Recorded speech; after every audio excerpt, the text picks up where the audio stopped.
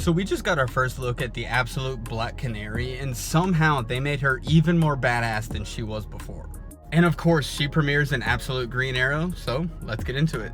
So the issue actually starts in Star City, where Jubal Slade is drinking and talking on the phone. He mentions that all of his new guards are ex-military and they're the best of the best. But no matter how good they are, they're easily taken out by a bunch of green arrows, leaving Jubal Slade alone. As Jubal is scared for his life, a man in a green hood and mask comes up behind him and cuts Jubal's head off. We then cut to a party where we see Dinah Lance is actually a bodyguard for a celebrity when somebody comes up behind her and pushes her out of the way to try to get a picture. This really pisses Dinah off, so she turns around and punches the person in the face, which causes Dinah to get fired from her job as a bodyguard. Later, we see Dinah talking to her therapist, and her therapist asks her why she doesn't just go back to being an MMA fighter. After all, the money was pretty good. But Dinah says the money wasn't good enough. Her father is sick and she's the only one that can pay for all of his treatment, so she has to take these jobs as bodyguards to help pay the bills.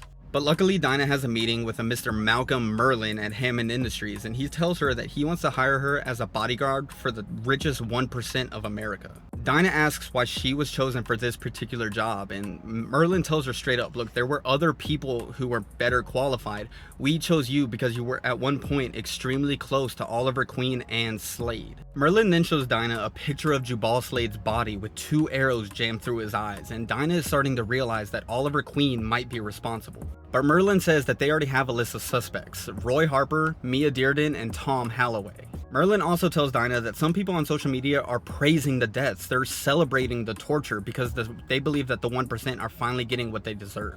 Now at this point, Dinah tries to turn down the job, but Hector Hammond comes into the room and tells her that if she doesn't accept the job, her father's insurance is going to be canceled. So Dinah reluctantly takes the job, and on her first assignment with Hammond, they break into Oliver Queen's arrow cave, or his secret hidden bunker. While they're in the bunker, 2 arrows go flying past Dinah, but she's able to catch one just as it scratches Tyler's face. But the problem is the arrows are poisoned, so even though she caught it and stopped it from piercing Tyler, it still poisoned him and killed him. We then see a grenade arrow hit a car, blowing everybody away, and the green arrow makes another appearance. He starts slicing through all of the men like they're butter. And as Green Arrow is about to attack Hammond, Hammond asks why he's doing this, and Green Arrow says it's because of what you did to Oliver Queen. Dinah's able to recover, and she starts shooting at Green Arrow, causing him to flee and saving Hammond. And although part of her doesn't want to, she is able to save Hammond's life. Later, we see Dinah and a group of men finally break into Ollie's bunker, but what they find in there is horrifying. They find a boy with eyes covering his body, and he's somehow still alive.